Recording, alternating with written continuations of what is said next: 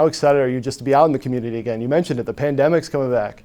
It's great for me. I'm an external person. I like to be around.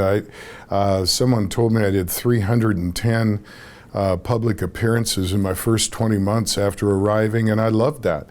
Getting around Nebraska and especially the smaller communities. I'm kind of close to that, having grown up in one myself. So hey, I'm chomping at the bit to get back out there and spread our word, and it's a good word. What about this event? You know, and I know you guys started it a couple of years ago. You weren't able to do it last year, but what about doing this was important to you? The people in Nebraska, I found out real fast, they want to touch you, they want to see you, they want to feel a part of things. And whether you're having a piece of pie and some coffee, or you're at a podium, or you're playing golf, or at a donor event, they love having us come to the communities. And it's a big state with a lot of small towns, and yet every one of them is special, and all those people are special to us. And we had a tough go. They had a tough go. It's been rough the last 15 months, and now we can embrace each other and get back to normal and fill our venues like we're used to and see those smiles on our student athletes. It's really very special. Who do you think is going to come back with the best story? Oh, I'll have the best story. There's no question. No, that'll be a toss-up. What's the message you're going to be telling people? I know there's, like a lot of fresh or a lot of new programs that are up on the rise here with the baseball team having a phenomenal year, obviously, but then obviously a lot of questions with the football team as well. Well, I think the message is going to be how incredible our coaches, our staff, and especially our student athletes handled the difficulties of the pandemic. Our student athletes didn't get to enjoy playing in front of crowds, and a lot of them came to Nebraska to do that and to enjoy that experience. So I'm very proud of our people and how we got through this, and my big message will be, and I think all of ours will be, thank you for hanging with us. We were frustrated. I personally fought to get our venues at least partially full.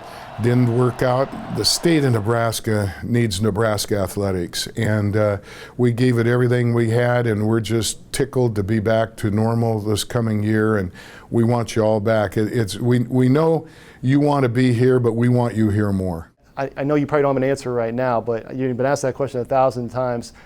How confident are you that things are going to be 100% full this fall?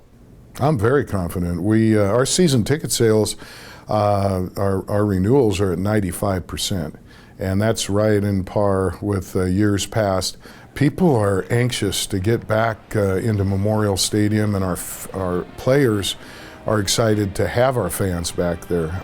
It's just not the same. It didn't look right this last year. And the spring game gave us a little skip to our step, and really was very refreshing. And we're ready for the fall, and excited about the prospects of a very good team this year.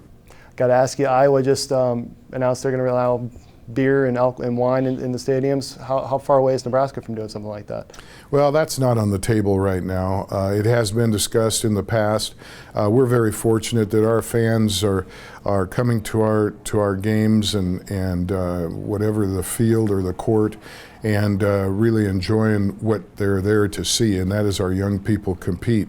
But having said that, across the country, it's becoming more popular because all of these competitions are on television now, especially in football and men's basketball, and people can stay at home, not have to risk the weather and the drive and those things, and enjoy the comforts of home. Here at Nebraska, we provide a game day experience second to none in all of our sports. So it is a show from the beginning of the day until late at night, and it revolves around good, solid competition. So that's something that's will that ever be brought up on the table, or is that something that's talked about at all? Oh, it's been discussed and really hasn't risen to a priority. So at the present time, I'd have to say no. Just the broad kind of picture of Nebraska's relationship with the Big Ten. I know it's all over social media and stuff like that, but when it comes to you and your talks with the Big Ten, is there anything named or hurt with that relationship with everything that happened at the start of last football season? I don't think so. We've got a wonderful group of athletic directors.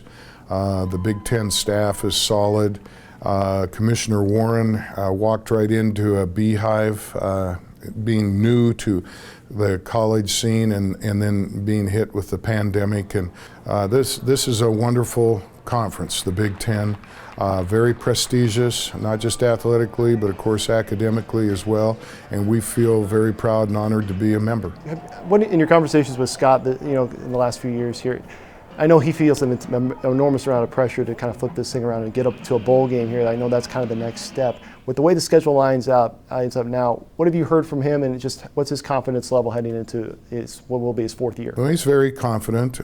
He's got a good staff. We've got more depth on our roster than we've ever had. A lot of these players are ones that he recruited. So the transition is coming to an end, and the locker room is not divided in any way. It's really good leadership, and the program needed help. That can't happen overnight. Facilities, recruiting, scheduling, all those things are a big part of it, and we've addressed all of that. And we're really, really looking forward to our new building. I love hearing jackhammers. I never thought I would, but it's right outside my window, and it's a pleasant thing to wake up to in the morning. But it's really brought a inspiring sense of pride to our program to know that this is actually going to happen, and it'll be very, very big in regards to attracting talent. Cool. I know it's early. Win total projection for this year? Oh, hey, it is early. It's a very tough schedule. If we can stay healthy and we can win the ones we're supposed to and protect our home turf, I do think we have a chance to win 8 or 9 games. The ball has to bounce right. The injury piece is important. We're still a little bit thin at some positions, but as it comes into place, you got to worry about the task at hand, and once it's over, win or lose, eject that and go to the next one, and our coaches understand that, and I hope our fans do too.